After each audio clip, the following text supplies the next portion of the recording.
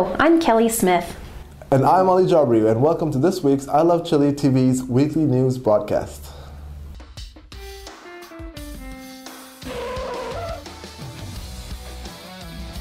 The 8.9 earthquake in Japan last Friday, 11th of March, caused a tsunami alert for the entire Chilean coast. As a preventative measure, around 700,000 people in coastal areas of Chile and Easter Island were ordered to evacuate to higher ground. During the tsunami, which took place in the early hours of Saturday morning, a total of 215 buildings were affected. The majority of the damaged houses were located in Puerto Viejo in the Atacama region, where waves of 3 meters entered the town at dawn. In Dichato, situated in Biobío region and one of the areas most badly affected by the tsunami of February 27, 2010, another 15 houses were damaged due to the heavy waves. Many of these had only just been rebuilt after last year's disaster.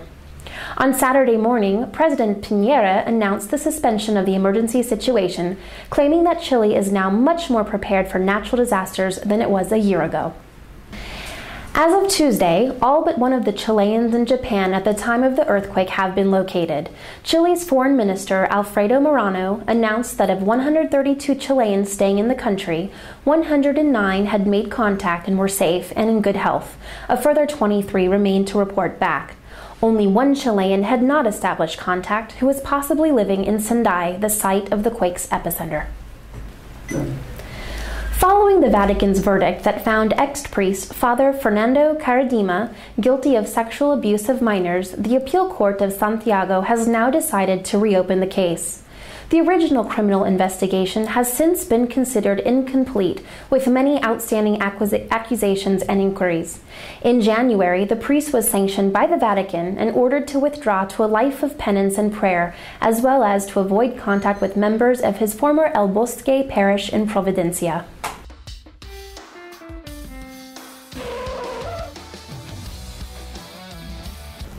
The ensuing nuclear crisis happening in Japan following the 8.9 earthquake has thrown a light on Chile's nuclear energy plans.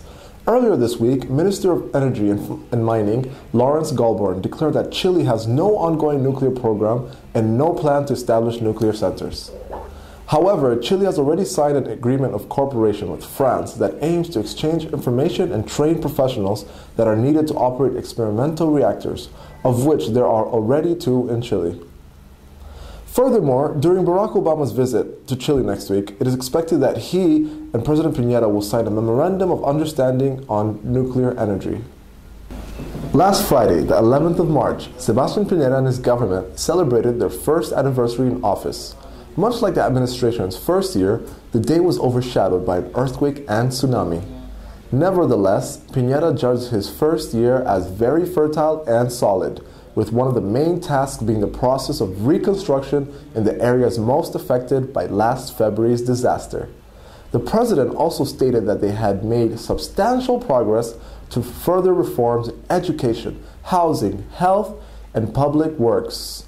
As part of the celebrations, President Piñera announced that the Great Bicentennial flag, located in Avenida Bernardo O'Higgins outside La Moneda, would be raised in a ceremony every month as an ongoing symbol of strength and inspiration to Chile.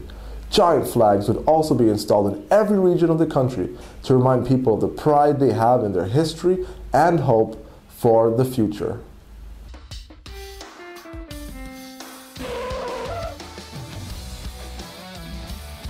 Culture.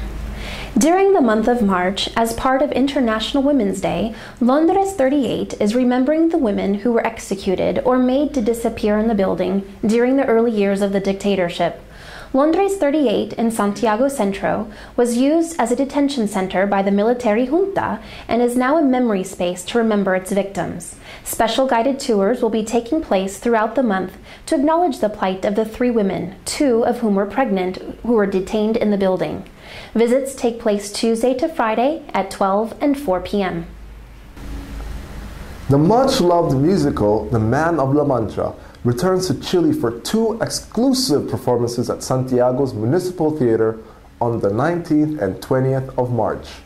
The musical, first performed in 1965, broke the mold of musical theater for its dramatic content and received 5 Tony Awards in its first season. Its signature song, The Impossible Dream, has become an anthem of hope for all those who dream of a better world. Over 20,000 people saw the musical when it last played in Chile 2 years ago.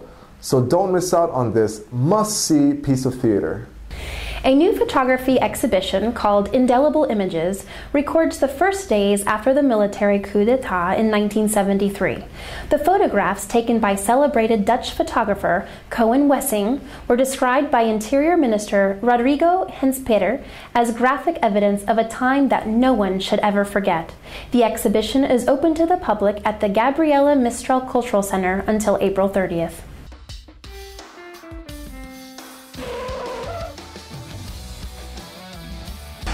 Hi, my name is Pascal and welcome to the sports news brought to you by the Sports Zone. In the Chilean Soccer League, week 8 of action, Colo-Colo was receiving surprising co-leader La Carrera and a 2-win victory for El Cacique at home. Now with 9 points, 4th in a row for El Grande Colo.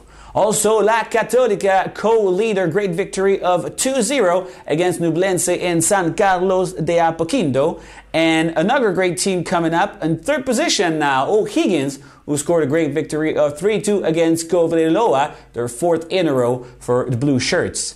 As far as La U de Chile is concerned, due to the quake in Japan, the game in Calama against Cobresal has been suspended for tsunami alert.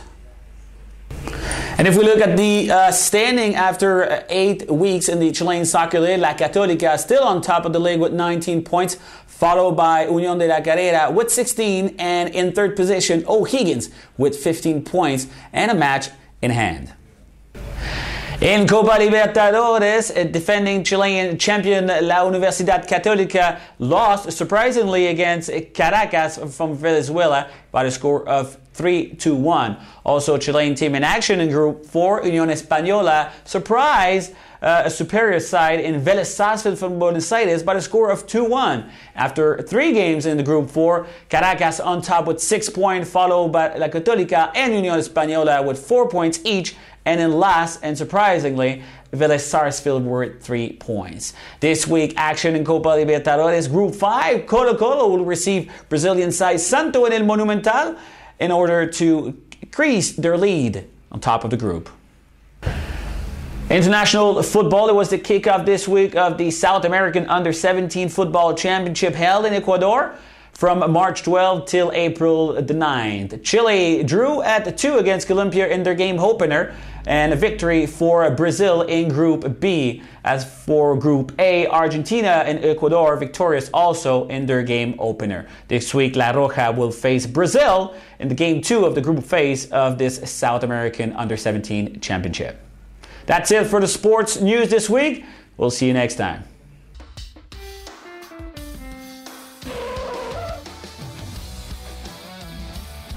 That's all for this edition of I Love Chile TV's weekly newscast. I'm Ali Jabri, reminding you to visit our website at ilovechile.cl. And I am Kelly Smith. Remember, watch I Love Chile every week to get your news about Chile in English. Thanks for watching.